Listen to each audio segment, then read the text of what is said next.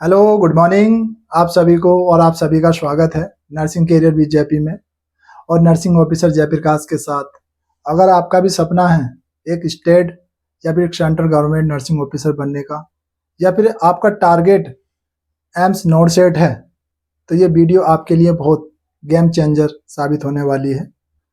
क्योंकि बहुत से स्टूडेंट सालों से तैयारी कर रहे हैं और फिर भी उनका सिलेक्शन नहीं हो पा रहा। तो उसका क्या रीज़न है? आपने कोई रॉन्ग बुक सेलेक्ट कर रखी है, पॉइंट नंबर 2, या फिर रॉन्ग स्ट्रेटेजी बना रखी है, पॉइंट नंबर 3, या आपका प्रॉपर रिवीजन प्लान नहीं है। Today I will clearly explain which book are sufficient for nursing exam 2026। 2026 के अंदर आपको सिलेक्शन कैसे लेना है। नंबर 2 की बात करते हैं कि विच मिस्टेक डिले योर सिलेक्शन, और नंबर 3 की बात करते हैं how you can crack nursing exam in your first attempt. ये तीनों हैं और तीनों पर आप काम करते हो वन बाई वन, तो आपका 100% सिलेक्शन कोई नहीं रोक सकता। क्योंकि आप एक स्टेट गवर्नमेंट और ये सेंट्रल गवर्नमेंट एग्जाम के लिए तैयारी कर रहे हैं, जैसे for example Sanjay Gandhi PGI, KGMU, या फिर आरएमएल, या फिर ईएसआईसी, या आरआरबी, या फिर बीएचयू। क्योंकि इंडिया के अंदर नर्सिंग ऑफिसर फील्ड में इतनी वैकेंसी पे वैकेंसी आ रही हैं, तैयारी सिलेक्शन उसी का नहीं हो रहा जो दिल से तैयारी नहीं कर रहा। आप साथ बने रहें और यदि आपने ये तीनों चीज़ें फॉलो कर ली तो आपकी 70% आपकी प्रॉब्लम है सॉर्ट आउट हो जाएगी आपका सिलेक्शन के लिए। बात बची 30%, और आप अभी थोड़ा से एफर्ट लगा के आपका 100% सिलेक्शन हो जाएगा। तो हम पॉइंट नंबर 1 पे बात करते हैं कि आपकी which book are sufficient for nursing exam 2026। तो सबसे पहले आप एज ए फ्रेशर हैं तो आपको एक पीआर यादव नर्सिंग गाइड के फर्स्ट एंड सेकंड वॉल्यूम लेने चाहिए। क्योंकि एज ए फ्रेशर है या आप पहले से तैयारी कर रहे हैं और आपके मतलब नोट्स बने हुए हैं, तो आपको सेकंड वॉल्यूम लेना चाहिए। क्योंकि जिस समय हम थे उस समय हमने कौन सी बुक खरीदी थी, तो हमने ये मतलब इसकी ये बुक थी हमने खरीदी थी, ये एक मेरा मतलब पीआर यादव की एक ये सेकंड सॉरी फर्स्ट वॉल्यूम है। इसमें आपको थ्योरी बेस्ड क्वेश्चन मिलेंगे देखने के लिए। बात करते हैं इसका ही सेकंड वॉल्यूम है कि ये प्रैक्टिस करने के लिए काफ़ी पुरानी बुक हो गई है मेरे पास और उसके धुर्रे उड़ गए हैं, क्योंकि 6-7 बार रिवीजन करा। उसके बाद रिवीजन करने के बाद फिर मैंने एक टारगेट हाई, सेकंड बुक की बात करते हैं टारगेट हाई। टारगेट हाई ये बुक है, इसके अंदर आपको 15,000 प्लस क्वेश्चन प्रैक्टिस बेस मिलेंगे आपको करने के लिए। और इसका नेगेटिव पॉइंट भी बता देता हूँ आते बात, क्योंकि इस बुक के अंदर आपको कुछ क्वेश्चनों के आंसर आपको रॉन्ग मिलेंगे जिसकी वजह से कंफ्यूजन बन जाती है। तो ये भी है इसका नेगेटिव पॉइंट। और तीसरे नंबर पे है मिशन प्रचारिका। तो ये मिशन प्रचारिका बुक अभी, और ये मतलब इसके अंदर आपको कॉम्बो मिलेगा जितने अभी तक मतलब एग्जाम हुए हैं उनके प्रीवियस पेपर और प्लस मल्टीपल चॉइस क्वेश्चन और ये तीनों बुक हैं आपके लिए मोर सफिशियंट हैं एक स्टेट एंड गवर्नमेंट एग्जाम के लिए। आप अच्छे से तैयारी करते हैं तो बात करते हैं आपका टारगेट। रिमेंबर कि don't need many books, you need multiple revision good book. If you target is AIIMS not set then you should be focus.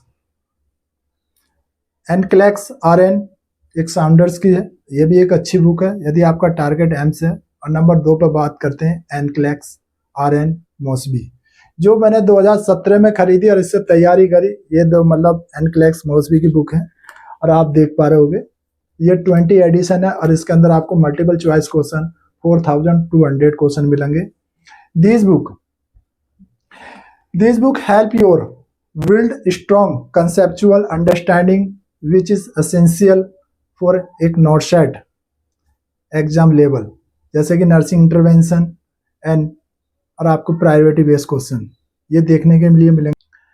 बात करते हैं पार्ट नंबर 2 की कि आपका मतलब क्या ये आप गलतियां करते हैं ना तो आपका सिलेक्शन डिले होता है। वो 5 मिस्टेक क्या करते हैं जिसकी वजह से आपका सिलेक्शन डिले हो जाता है। तो नंबर फर्स्ट की बात करते हैं बिना कंसेप्ट समझे क्वेश्चन को रट्टा लगाना। नंबर 2 की बात करते हैं कि आप change the book again and again, हर महीने कोई ना कोई बुक चेंज कर देते हो। नंबर 3 की बात करते हैं, बिना समझे, ignoring an exam pattern. Number 4 की बात करते हैं कि नोट मेकिंग शॉर्ट नोट्स। और नंबर 5 की बात करते हैं, no revision no practice MCQ. ये 5 मिस्टेक आपके सिलेक्शन को 1 से 2 साल डिले कर देती है, क्योंकि हर नर्सिंग स्टूडेंट यही करता है कि प्रॉपर रिवीजन ना करना या प्रैक्टिस ना करना, जिसकी वजह से आपका रिवीजन प्रॉपर नहीं होगा तो आपके कंसेप्ट क्लियर नहीं होंगे। बात करते हैं पार्ट नंबर 3 की, कि जो पार्ट नंबर 3 है तो उसमें आपको फर्स्ट अटेम्प्ट सिलेक्शन स्ट्रेटेजी कैसे बनाना चाहिए। तो उसके लिए आपको सबसे पहले आपके बेसिक कंसेप्ट क्लियर होने चाहिए, जैसे कि एमएसएन है, फंडामेंटल है, ओबीजी है, पीडियाट्रिक है। आपके कंसेप्ट क्लियर है तो आपको जो क्वेश्चन है वो एक डिफिकल्टिकल फील नहीं होगा। और यदि कंसेप्ट क्लियर नहीं है तो आपको एग्जाम हॉल में जरा सी भी कंफ्यूजन हुई तो वही क्वेश्चन आपको डिफिकल्टिकल फील होगा। और नंबर बात करते हैं कि आपको सेल्फ स्टडी फोकस रखना चाहिए, क्योंकि आजकल मतलब स्टडी मटेरियल ऑनलाइन इतना अवेलेबल है कि आप यूट्यूब पर कोई सी भी टॉपिक पर आप क्लास देख सकते हैं। एंड दूसरी चीज़ कि आप टेलीग्राम पे पीडीएफ मिल अवेलेबल है। एंड और ये जितना डाटा मिलता है ये आपके सिलेक्शन के लिए एनफ है। और बात करते हैं आपके पॉइंट नंबर 3 पे, कि आपकी जो मतलब जो आपके नोट्स हैं, मेकिंग नोट्स बनाने चाहिए, क्योंकि आपके जो नोट्स बनाएंगे आपके प्रिपेयर करें अपनी हैंड राइटिंग में, क्योंकि आपको एग्जाम के पास आपको क्विक रिवीजन हो जाए in the last day exam से पहले, जिससे कि आपको रिवीजन होगा तो आप क्विकली किसी भी एग्जाम के आपके कंसेप्ट क्लियर होंगे। और नंबर 4 की बात करते हैं कि आपको कोई एक्सपेंसिव कोचिंग लेने की कोई नीड नहीं है, क्योंकि आजकल सभी स्टडी मटेरियल ऑनलाइन अवेलेबल है फ्री में। तो आप क्यों एक्सपेंसिव कोचिंग ले रहे हो। तो वो कोचिंग लेना उनके लिए बेस्ट है जो आप फ्री हैं, जिनको फाइनेंशियल इशू नहीं है। और आपको यदि फाइनेंशियल इशू है तो आप ये चीज़ें सिलेक्शन के लिए स्टेट लेवल के लिए आपको सभी ऑनलाइन पे फ्री मटेरियल मिलता है। एंड क्योंकि पढ़ना तो सिर्फ कोचिंग जाओ या आप घर पे पढ़ो, पढ़ना आपको ही है, कुछ भी कर लो, बगैर मतलब कुछ नहीं है शॉर्टकट इस चीज़ का। और बात करते हैं नंबर 4 पार्ट की, जो डेली एमसीक्यू प्रैक्टिस। तो आपको कैसा करना है, तो कोई एक बुक ले लीजिए जो आपको गुड बुक लगे, और उसको आप प्रैक्टिस करोगे तो आपके जो उनके जो रॉन्ग आंसर आपके गलत होंगे उनको एनालाइज करिए डेली। एंड और जो क्वेश्चन गलत हो रहे हैं उन पर आप मतलब उसी वीकली या फिर आप जो वीक टॉपिक हैं आपके उनको मतलब पहले आप इमीडिएट रिवाइज करें, देन फिर आगे जाएं। और नंबर 5 की बात करते हैं कि आपका अंडरस्टैंडिंग एग्जाम पैटर्न।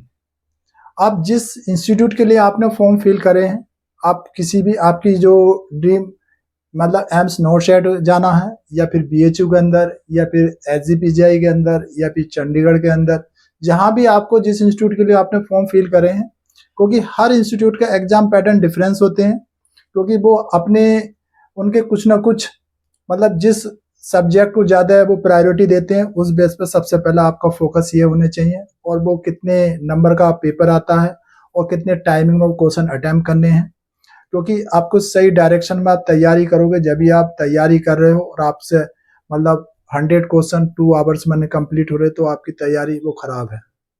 आप अच्छे से तैयारी करें, उसके एग्जाम पैटर्न को समझ के कितने मतलब जैसे कि for example Sanjay Gandhi PGI के लिए आप तैयारी कर रहे हैं तो उसमें 100 क्वेश्चन आते हैं, और जिसमें से आपको नर्सिंग के जो एप्टीट्यूड मिलेंगे वो 60% मिलेंगे, 60 क्वेश्चन होंगे, और नॉन नर्सिंग के आपके 40 क्वेश्चन होंगे, और दोनों को आपको टाइमिंग देना है। और आप अपने जो वीक टॉपिक हैं या आप उनको सबसे ज़्यादा टाइम दीजिए, क्योंकि पूछा सभी से ज़्यादा है सभी टॉपिकों से। एंड और वो सबसे ज़्यादा किसको प्रायोरिटी देते हैं, हाईएस्ट वेटेज रखने वाले जो टॉपिक है उन पर फोकस करिए। और नॉन नर्सिंग आपकी एक सिलेक्शन की मतलब एक जरिया है इस समय, क्योंकि नर्सिंग के अंदर काफ़ी कंपटीशन है। और अब जो वीक होते हैं नर्सिंग के जो मतलब है चैप्टर जैसे जीके है, मैथ है, रीजनिंग है, करंट अफेयर है, ये चीजें आप अच्छे से तैयारी करें उस हिसाब से। और नंबर बात करते हैं लास्ट की कि मतलब रियलिटी ऑफ एग्जाम। देखो रियलिटी ऑफ एग्जाम की बात यह है कि आप यदि आपका पढ़ा हुआ आता है तो आपको पेपर इजी लगता है, और पेपर पढ़ा हुआ नहीं है तो आपको वो पेपर ही टफ लगता है। ये एक रियलिटी ऑफ एग्जाम की है। तो आपके कंसेप्ट क्लियर है तो पेपर इजी है, और कंसेप्ट क्लियर नहीं है तो वो भी पेपर आपको टफ लगेगा।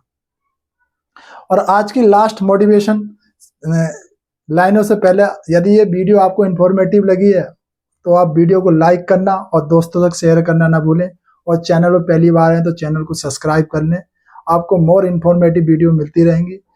एंड आज तैयारी कर रहे हैं उसको सबसे हाईएस्ट वेटेज रखने वाले टॉपिक कौन कौन से हैं, सबसे पहले उनको फोकस करिए, क्योंकि कम समय में और क्विक रिवीजन करना है तो सिलेक्शन लेना है तो स्मार्ट स्ट्रेटेजी बनानी पड़ेगी आपको।